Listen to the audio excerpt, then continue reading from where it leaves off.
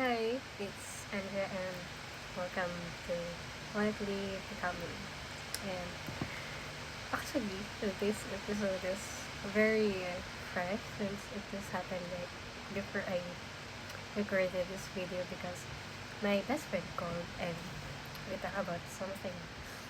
Actually, my podcast should be about how I coped up with rejection and how I decided to heal myself a story back in 2023, I think.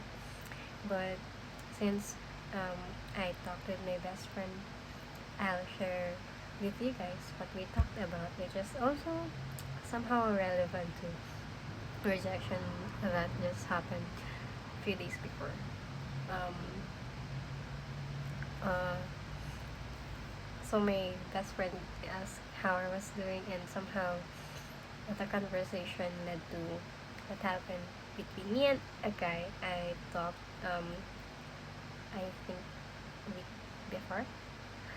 So saying it out loud felt different, not heavy, just real.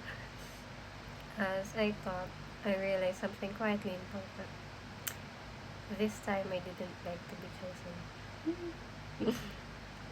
And he keeps on complimenting how my aura feels so light and how I look so happy and how relieved he feels because finally I chose myself. So there was a version of me before who would explain herself over and over, who would try to soften her needs, who would just stay a little longer, hoping it would finally be enough. But today, I heard myself speak with more clarity, and my best friend just said, finally, finally I listened. I acknowledged what happened without defending myself, and I admitted that it hurt, but I didn't ask for reassurance, and that's when it hit me. Choosing yourself doesn't always look powerful.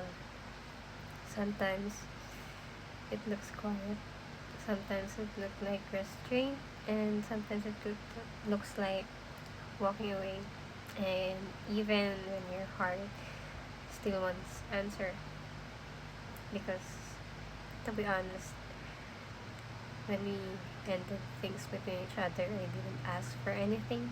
I didn't ask for any explanation. I didn't ask why. I didn't ask what happened or if is there anything I can do to change his mind. I just said that I won't convince him to choose me. And I cared. I showed up honestly and I was willing to communicate, to be honest. And instead of chasing response or shrinking myself to be understood, I chose to stop. Not because it didn't matter, did, but because I do. I matter. for the first time, for the first time, I chose my dignity and I chose my dignity over familiarity or familiar pain.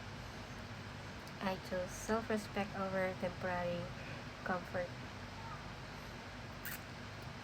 and it didn't feel empowering in a loud way.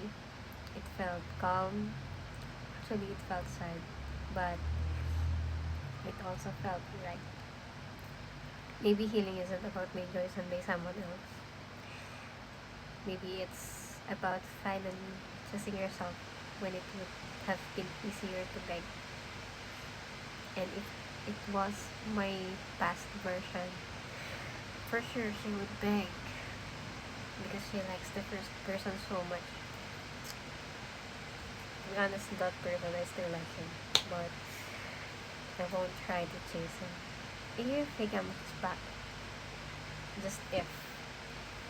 I don't know what I would do. If I would still accept him or not, or I don't know.